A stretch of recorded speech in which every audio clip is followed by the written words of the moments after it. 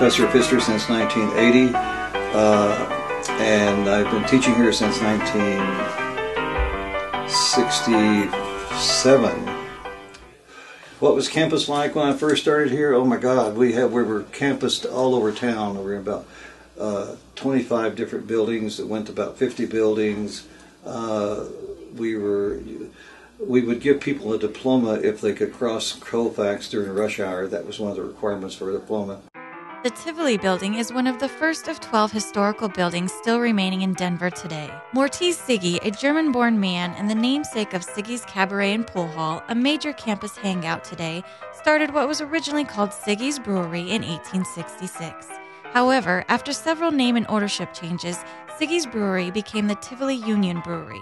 Brothers Carl and Joseph Occhiato purchased what was known as the Tivoli Union Brewery in 1965, and in 1969 they closed the doors to the brewery due to flooding and labor strikes. The brewery never recovered. Jennifer, are you familiar at all with the history of this building?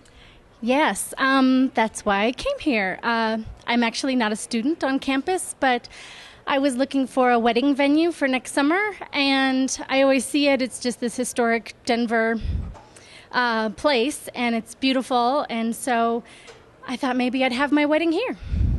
It is a nice place to have weddings. Do you know how long this building has been standing? Late 1800s, like 18-something.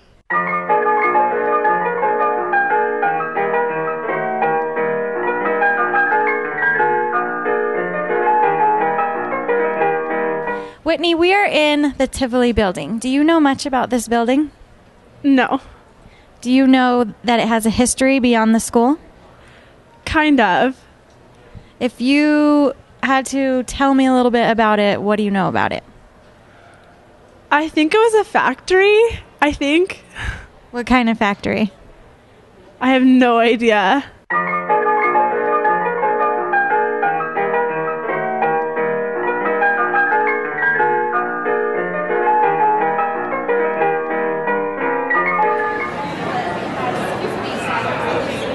I'm sitting here with Aaron down in the basement of the Tivoli where the food court is and most of the student action nowadays. Aaron, do you know what this building was like before it is what it is now? It was a brewery for beers, I guess.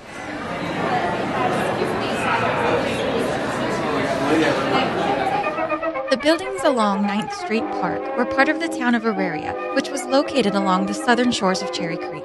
Auraria was Denver's predecessor and an early competitor for people and businesses. As the city evolved, Auraria suffered from natural disasters and urban decline. In the 1970s, Auraria was slated for demolition for highways and the construction of the Auraria Higher Education Center. The people living there at the time were forced out of their homes and neighborhood due to these changes. They became known as the Displaced Aurarians. Hearing that a portion of the city's history would be lost, the Denver Historical Society saved one whole block, which is now called 9th Street Historic Park. Today, 9th Street is a pedestrian park, which is tucked inside the Auraria campus. I'm sitting here on the porch of the Office of Alumni Relations of Metro State with Brandon. Brandon, did you know that this house used to actually be something other than the Office of Alumni Relations? Well, actually, I did. We are sitting on a row of houses that used to be a street block back in the early 70s, and it's all converted into different various houses and organizations throughout the school. This one is the Office of Alumni, and we have different offices that look like houses, but they were just transformed into office buildings for the school. If you had to guess when this particular house was constructed, what would you say? I would say this street of houses was constructed in the early 50s, late 40s, and over time, about 30 years of people living here. It wasn't as nice of a neighborhood as it looks right now, so what they wanted to do is make it a park and put it a part of the school. You have very good knowledge of this area. This house was actually built in 1880. The family who lived here had the last name of Rundle, and they owned the Colorado Electric Company. Really? There is one special thing about this particular house. It does have one piece of history that no other building still has. If you had to guess what this house has that no other house in the 9th Street Park still has, what would you say? A stove. This house has the one and only original ceiling medallion left in the 9th Street Park.